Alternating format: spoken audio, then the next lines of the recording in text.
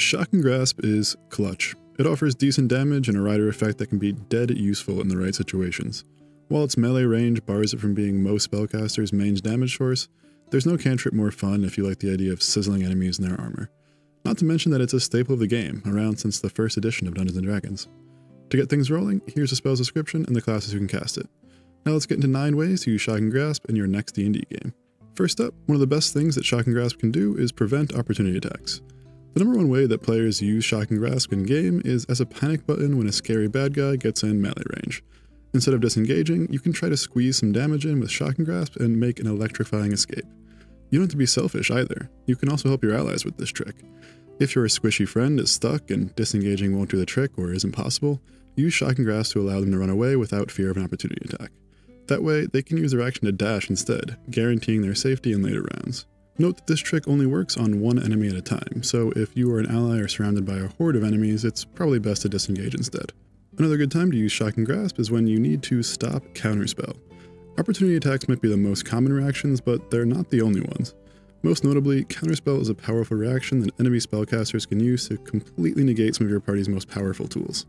But if you throw a Shocking Grasp down on an enemy spellcaster, they will be powerless to prevent you or your allies from casting a spell until their next turn. That's well worth it. Another truly great use of Shocking Grasp is to pair it with Find Familiar. This is where things get extra juicy. Find Familiar allows you to cast touch spells through it from a distance of up to 100 feet. This makes Shocking Grasp usable much more often, and it expands the utility of a lot of other uses on this list. For exceptional results, use the Owl Familiar to take advantage of its flyby ability so that it doesn't take opportunity attacks. This is good because A, it's still safe if Shocking Grasp misses, and B, it can easily get into the fray to deliver the spell to the right target. My next tip is much more obvious, and that's to use it on metal armor-clad bad guys. Advantage on your attack roll is pretty huge, which is great not only for having a better chance of dealing damage, but also of applying the spell's rider effect, which is especially useful to land on anyone who's wearing metal since, as a spellcaster, you probably don't want to be anywhere near those guys. Up next, a piece of general strategic advice: you should always take note of the initiative order. The fact that Shocking Grasp only prevents reactions until the start of the target's next turn can sometimes make it horrible, especially if the target is right after you in the initiative order. Sometimes this is fine, like when you just need to take away the reaction so you can run away without suffering an opportunity attack. But if you're using Shocking Grasp to help an ally or prevent a counterspell on a later turn, make sure that the reaction you want to prevent will actually occur before the target's next turn. My next general tip for the spell is simple: don't use it as your primary cantrip. Shocking Grasp is almost never viable as a standard bread-and-butter cantrip like Firebolt, Eldritch Blast, or Toll the Dead. Instead, save it as a tool that you can whip out if an enemy gets in your face and you like to escape with extra style. Even with the Find Familiar trick I mentioned earlier, 1d8 damage is still lower than pure damage ranged cantrip options, so make sure to have one of those as your go-to. If you're looking for a non-familiar based way to make Shocking Grasp a more regular part of your arsenal, you could always pair it with metamagics. Twin Spell and Distance Spell are the two big metamagic options to pair with Shocking Grasp. Twin Spell means you can hit 2 enemies within touch range in a single go, doubling the bootleg disengage utility of the spell. Bonus points: you can twin a Shocking Grasp from your familiar, giving you a 100-foot range on a 2-target reaction-denying spell. Pretty cool. And Distance Spell allows you to increase the range of a touch spell to 30 feet. This isn't as far as Find Familiar, but it also doesn't require you to have a Find Familiar or to put your familiar in danger. I have one last tip for making Shocking Grasp usable more often, and that's to pick it up on a Gish character, which generally means a character that fights in melee range but also uses spells. A Spellblade, if you will. Subclasses like Blade Singing Wizards, Eldritch Knight Fighters, and Armor Artificers will all have more opportunities to employ Shocking Grasp in their normal course of play. And last but not least, I'd be remiss if I didn't recommend that you use Shocking Grasp as a prank. And yes, I'm talking about your standard shake hands with someone, then shock them prank. Warning, this damage does have the potential to kill commoners, so it's not a prank for the lighthearted or frail. Those are some of my best ideas for making the most out of Shocking Grasp.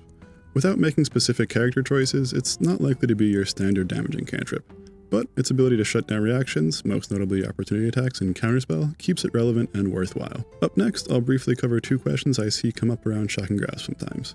Most commonly, people ask if you can use the Shield spell against Shocking Grasp, and the answer is yes, you can use Shield as a reaction to being hit by Shocking Grasp. The Shield spell increases the caster's AC by 1 round and can be used as a reaction to being hit by an attack, which Shocking Grasp is. Since Shocking Grasp prevents reactions, some players wonder about the interaction here.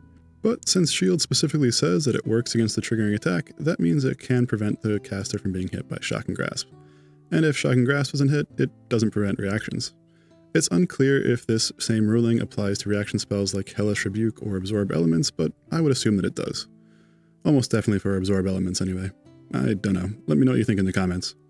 And rule number 2 is that Shocking Grasp can only target creatures, not objects. This rules out the common question that players ask about using Shocking Grasp on conductive materials like water or metallic objects like shields, weapons, or armor, in order to increase its range or give it an area effect. Of course, DMs are allowed to reward creative thinking, but rules as written, Shocking Grasp can only target one creature. Not to mention that allowing for it to work otherwise is a slippery slope that potentially magnifies the utility of all lightning spells, which is something I think is best avoided altogether.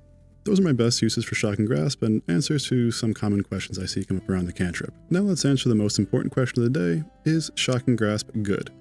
My answer is yes, Shocking Grasp is a good spell overall. On the positive side, its rider effect is solid in the right circumstances, especially when you can help an ally get away without suffering an opportunity attack. And the occasional flavor of being extra good against armored enemies also unlocks added utility every now and then. It's basically a good oh crap button if a melee enemy gets in range, especially a metal-clad warrior, and you want to deal some damage and get away without fear of an opportunity attack. As a counterpoint, Disengage has a 100% success rate and is therefore the safer defensive option. But if you get advantage from metal armor and or you're not too concerned about taking a hit from the enemy in range, Shocking Grasp is just more fun and provides more overall utility.